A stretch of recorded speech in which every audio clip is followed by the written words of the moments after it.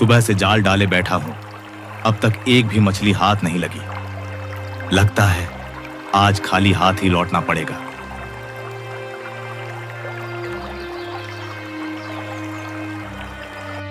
कनकपुर नामक राज्य के एक छोटे से गांव में किशन नाम का एक गरीब मछुआरा रहता था। किशन की एक बेटी भी थी, जो थी तो अंधी पर दिखने में बहुत सुंदर थी। क्या बात है किशन, इतने परेशान क्यों हो? क्या हो गया? क्या बात है, बताओ। अब क्या बताऊं काका, आप तो जानते ही हो, गौरी की मां के जाने के बाद से गौरी की सारी जिम्मेदारी अब मेरे ऊपर आ गई है। और अब गौरी बड़ी हो गई है, लेकिन क्या कहे, उसके अंधे होने के कारण उससे कोई शादी ही नहीं करना चाहता। अब तुम ही बताओ, ऐसे में मैं करूं तो क्या करूं? किशन, तुम चिंता मत करो, ऊपर वाला हमेशा हमारी परीक्षा लेता है। ऐसे में हमें हिम्मत से काम लेना चाहिए, हार नहीं मानना चाहिए है। हाँ, शायद तुम ठीक कहते हो काका, मुझे सब कुछ ऊपर वाले पर ही छोड़ देना चाहिए। अब जो किस्मत में होगा उसे कौन बदल सकता है। इतना कहकर किशन नदी किनारे मछलियां पकड़ने चला जाता है।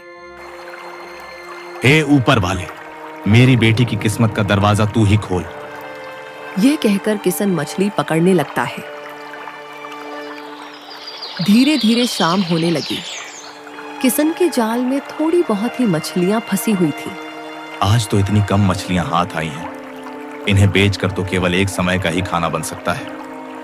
यह सोचते हुए किशन मछलियां बेचने बाजार जाता है।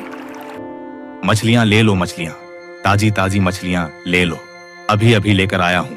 ले लो, ताजी ताजी मछलियां ले लो। किशन मछलियां बेचकर वापस अपने घर चला आता है। घर पहुंचकर उसने देखा कि गौरी चेहरे में उदासी लिए बाहर बैठी थी। गौरी बेटी, मैं घर आ गया। पिताजी, आप आ गए? आपने आज आने में बहुत देर कर दी। आपको तो पता है ना, मैं अकेले कहीं आज जा नहीं सकती हूँ। अरे बेटा, वो क्या है ना कि आज मछलियां हाथ ही नहीं आ रही थी, इसीलिए थोड़ा देर हो गई।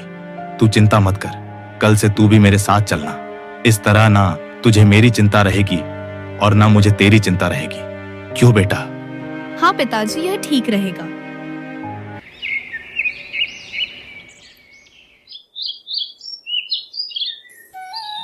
गौरी बेटा, जल्दी कर वरना दिन चढ़ जाएगा और फिर हमें देर हो जाएगी। ठीक है पिताजी, चलिए। किशन गौरी को लेकर मछलियां पकड़ने निकल पड़ता है। नदी किनारे पहुंचकर किशन गौरी से कहता है, बेटी, हम पहुंच गए, अब तू नाव में आराम से बैठ जा, फिर हम मछलियां पकड़ने चलते हैं। पिताजी, मैं गिरूंगी तो नहीं ना? अरे नहीं बेटी, बस तू आराम से बैठ। गौरी आंखों से देख तो नहीं सकती थी, इसलिए वो चुपचाप नाव पर बैठ जाती है। फिर किशन नाव लेकर मछलियां पकड़ने निकल जाता है, लेकिन आज उसके हाथ एक भी मछली नहीं लगती है। आज तो एक भी मछली हाथ नहीं आई। पिछले कई दिनों से मेरे साथ यही हो रहा है, मछलियां आती ही नहीं है। अगर ऐसा ही चलता रहा तो मैं और मेरी बेटी तो दोनों भूखे मर जाएंगे। किशन यह सोच ही रहा था कि तभी वहां किशोर नाम का एक दूसरा मछुआरा अपनी नाव लेकर किशन के पास आता है। अरे किशन भाई, आज किसे साथ लेकर आए हो? ये कन्या कौन है? यह मेरी बेटी है गौरी। अच्छा, ये तुम्हारी बेटी है जो अंधी है ना? हाँ, वैसे खूबसूरती में तो ऊपर वाले ने कोई कमी नहीं की है, बस लगता है आंखें देना भूल गया। किशोर भाई, यह तुम कैसी बातें कर रहे हो? देखो, ऐसा है कि मेरी बेटी चाहे जैसी भी हो, मेरे लिए सबसे सुंदर और सबसे अच्छी है, समझे? अच्छा ठीक है भाई, मैं समझ गया, इसमें गुस्सा करने वाली कौन सी बात है। मैं तो बस मजाक कर रहा था, अगर तुम्हें बुरा लगा हो तो मैं यहाँ से चला जाता हूँ। किशोर और किशन की बातों से गौरी मन ही मन उदास हो जाती है। तभी किशन उससे कहता है, बेटी गौरी, क्या हो गया, तुम चुप क्यों हो गई? देखो बेटा, इन जैसों की बातों पर ध्यान बिल्कुल मत दो। अरे इनका तो काम ही होता है दूसरों की बातें सुनना, दूसरों की बातों पर हंसना, मजाक बनाना। इनकी बातों पर ध्यान मत दो, है ना बेटा? पिताजी, मैं ठीक हूँ, मुझे फर्क नहीं पड़ता दुनिया क्या कहती है। आप मुझसे प्यार करते हैं, मेरे लिए यही बहुत है। हाँ, शाबाश मेरी बेटी, तेरी यह सोच मुझे बहुत अच्छी लगी। बेटी, मैं नाव किनारे पर ले चलता हूँ, फिर मैं तेरे लिए जंगल से फल तोड़ कर लाता हूँ, फिर दोनों बाप बेटी मिलकर खाएंगे। किसन इतना कहकर नाव किनारे पर लगाकर जंगल की तरफ चला जाता है। काफी देर हो जाती है पर किसन अभी तक वापस नहीं लौटा। पिताजी, पिताजी, लगता है पिताजी अब तक नहीं आए। पर पिताजी को इतनी देर क्यों लग रही है? गौरी यह सब सोच ही रही थी कि तभी वहां से एक राजकुमार गुजरते हैं। गौरी को अकेला देखकर वह रुक जाते हैं और पूछते हैं, सुनो सुंदरी, तुम कौन हो और यहाँ जंगल में अकेले क्यों बैठी हो? आप कौन है? मैं राजकुमार वीर हूँ, इस राज्य के राजा आदित्य वर्मा का बेटा।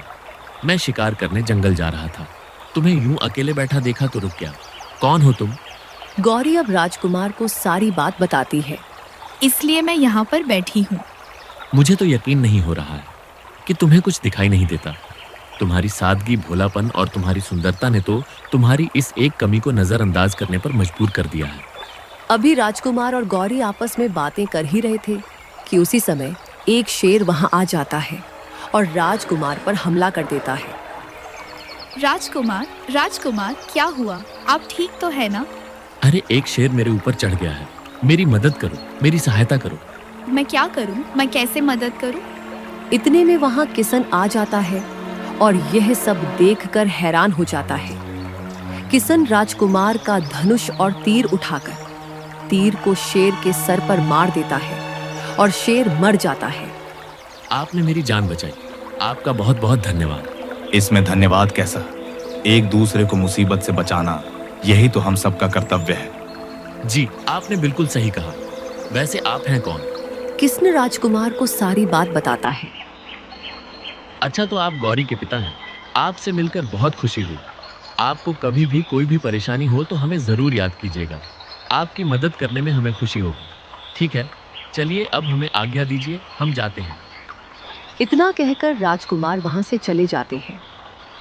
फिर कुछ दिन गुजर जाते हैं और राजकुमार को अपनी भावनाओं का एहसास होता है। ये मुझे क्या हो रहा है? मैं गौरी को भूल क्यों नहीं पा रहा हूँ? उसकी खूबसूरती, भोलापन, ये सब देखकर तो जैसे मैं उस पर मोहित हो गया हूँ। राजकुमार, यह राजकुमार आखिरकार किस सोच में गुम है? लगता है कोई खास बात है। लगता है अब इस बारे में महाराज से ही बात करनी होगी। नहीं नहीं, कोई खास बात नहीं है। मैं तो बस ऐसे ही कुछ सोच रहा था। आप पिताजी को मत बुलाइए। क्या हुआ मंत्री जी? क्या आप लोग किसी गंभीर विषय पर बात कर रहे हैं? महाराज, राजकुमार अब बड़े हो गए हैं। अब आपको इनकी शादी करा देनी चाहिए। अच्छा, तो क्या हमारे बेटे को कोई लड़की पसंद है? क्यों बेटा? राजकुमार महाराज को सारी बात बताते हैं। तो इस तरह से मेरी मुलाकात हुई गौरी से और उसके पिता ने मेरी जान बचाई। फिर तो हमें गौरी के पिता का शुक्रिया अदा करना चाहिए और साथ ही उनसे मिलकर गौरी और तुम्हारे विवाह की बात भी कर लूंगा। क्या सच में पिताजी? आप वाकई में बहुत अच्छे हैं। मैं गौरी और उसके पिता को ढूंढने जा रहा हूँ और हाँ, मैं दोनों को साथ में लेकर लौटूंगा। ठीक है पिताजी, मैं जाता हूँ। इधर किसन फिर से गौरी की आंखों के लिए परेशान होता है। चल बेटी, मैं आज तुझे चमत्कारी बाबा के पास लेकर चलता हूँ। वह तेरी आंखों को जरूर ठीक कर देंगे। पिताजी, आप पहले भी मुझे कितने बाबाओं के पास ले जा चुके हैं, पर मेरी आंखें कोई भी ठीक नहीं कर पाया। बेटी, क्या पता, हो सकता है कि यह बाबा तेरी आंख ठीक कर दे। देख, हमें कोशिश किए बिना हार नहीं माननी चाहिए। चलना, चलकर देखते हैं क्या होगा। ठीक है पिताजी, हम यह कोशिश करके देख लेते हैं। चलिए चलते हैं। किसन और गौरी अब चमत्कारी बाबा के पास जाने के लिए निकल पड़ते हैं। चलते चलते वह घने जंगलों के बीच पहुंच जाते हैं।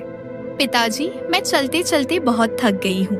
कोई बात नहीं बेटी, हम थोड़ी देर यहीं बैठकर आराम कर लेते हैं, फिर चलेंगे, ठीक है ना? गौरी और किसन एक पेड़ के नीचे बैठकर आराम ही कर रहे थे कि तभी वहां पर एक राक्षस आ जाता है। अरे वाह इंसान, वो भी दो। इनकी बलि देकर मैं अपने दानव देवता को खुश कर दूंगा। राक्षस अपने जादू से उन दोनों के चारों ओर आग का घेरा बना देता है। यह महक कैसी है? पिताजी उठिए, देखिए जलने की महक आ रही है। बेटी, हमारे चारों तरफ तो आग लगी है, पर आग यहाँ लगी कैसे? यह आग मैंने लगाई है। तुम दोनों की बलि देकर मैं अपने दानव देवता को खुश करूंगा। राक्षस यह कहकर वहां से चला जाता है। बेटी, तू डर मत, मैं कुछ करता हूँ। किसन को कुछ समझ नहीं आता। जैसे तैसे वो छलांग लगाकर आग के घेरे से बाहर निकल आता है। पिताजी, पिताजी मुझे बचाइए। बेटी तू चिंता मत कर, मैं अब भी कहीं से पानी लेकर आता हूँ। किस्न को एक कुआं नजर आता है। वो जल्दी से उस कुएं से पानी निकालता है और आग पर डालने लगता है। धीरे धीरे करके आग बुझ जाती है। बेटी तू ठीक तो है ना? तुझे कुछ हुआ तो नहीं ना? ये सब मेरी ही गलती है ना। मैं तुझे चमत्कारी बाबा के पास ले जाने की जिद करता और ना ही ये सब कुछ होता। मुझे माफ कर दे बेटी, मुझे माफ कर दे। पिताजी आप माफी मत मांगिए। ऊपर वाले ने जो लिखा है वो होकर ही रहेगा। मैंने सब कुछ ईश्वर पर छोड़ रखा है। आप भी सब कुछ उन्हीं पर छोड़ दीजिए। मुझे पूरा भरोसा है कि वो एक दिन सब कुछ ठीक कर देंगी। चलिए अब घर वापस चलते हैं। गौरी और किशन अब वापस घर जाने लगते हैं। तभी कुएं से एक आवाज आती है। रुक जाओ, मुझे बचा लो, मुझे ऐसे छोड़कर मत जाओ, मेरी मदद करो। अरे ये आवाज कहाँ से आ रही है? लगता है कि आवाज इस कुएं से आ रही है। किशन कुएं के पास जाकर देखता है तो उसे कुछ नजर नहीं आता है। अरे कौन है यहाँ जो हमें आवाज दे रहा है? रस्सी ऊपर खींचो, रस्सी ऊपर खींचो। किशन तुरंत रस्सी ऊपर खींचता है। अरे इस बाल्टी में तो एक सुनहरा रंग का सेब है, पर यह कुएं में आया कहाँ से? तभी उस सेब से आवाज आती है। मैं एक परी हूँ। मैं जब इस जंगल में घूम रही थी तभी एक राक्षस ने मुझे पकड़ लिया और अपने मायावी जादू से मुझे इस सुनहरे सेब में कैद कर दिया ताकि बाद में वो मेरी बलि दे सके। तो अब तुम इस सेब से कैसे बाहर आओगी? अगर कोई एक इंसान बिना छुए बिना देखे सेब को खा ले तो राक्षस का जादू टूट जाएगा और मैं आजाद हो जाऊंगी। किशन कुछ क्षण सोचता रहा, फिर बोला, बिना छुए बिना देखे कोई भला कैसे खा सकता है? ये तो असंभव है। तभी गौरी किशन से बोली, पिताजी मैं समझ गई हूँ इसका जादू कैसे तोड़ना है। आप इस सेब को उठाकर मुझे खिलाइए। लेकिन बेटी शर्त के अनुसार तो। पिताजी सब ठीक होगा, बस जैसा मैंने कहा है आप वैसा कीजिए। फिर किशन उस सेब को उठाता है और गौरी को खिला देता है। जैसे ही गौरी सेब खाती है, परी आजाद हो जाती है। तुम्हारा बहुत बहुत धन्यवाद भले इंसान, तुमने मुझे मायावी जादू से आजाद कर दिया। लेकिन बेटी यह कैसे हो गया? इसका जादू कैसे टूट गया? पिताजी आपने सेब मुझे अपने हाथ से खिलाया और मैंने बिना छुए सेब को खाया। क्योंकि मैं देख नहीं सकती हूँ इसलिए मैंने बिना सेब को देखे खाया है। इस तरह से मैंने बिना छुए बिना देखे सेब को खाया और जादू टूट गया। तुम्हारा धन्यवाद कन्या, तुमने मुझे इस जादू से आजाद किया है, इसलिए तुम मुझसे कोई एक इच्छा मांग सकती हो। परी जी मेरी तो बस एक ही इच्छा है। मैं अपनी आंखों से दुनिया देखना चाहती हूँ। क्या आप मेरी आंखों को ठीक कर सकती हैं? ठीक है, मैं तुम्हारी इच्छा जरूर पूरी करूंगी।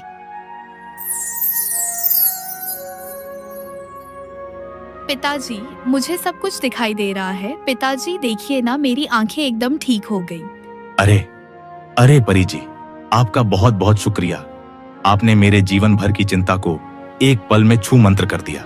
मैं कैसे आपका धन्यवाद करूं? बहुत बहुत धन्यवाद परी, आप सच में बहुत अच्छी हैं। देखा पिताजी, मैं कहती थी ना कि आप सब कुछ ऊपर वाले पर छोड़ दीजिए, वह सब ठीक कर देगा। और आज देखिए ऊपर वाले ने परी के रूप में मेरी आंखें ठीक कर दी। गौरी बेटी, तू बिल्कुल ठीक कह रही है। अगर ईश्वर पर सच्चा विश्वास किया जाए तो वह खाली नहीं जाता है। हाँ, विश्वास एक बहुत बड़ी ताकत है। ऊपर वाले ने हम सबको धरती पर एक दूसरे पर विश्वास करके एक दूसरे की मदद करने और अच्छे कर्म करने के लिए ही भेजा है।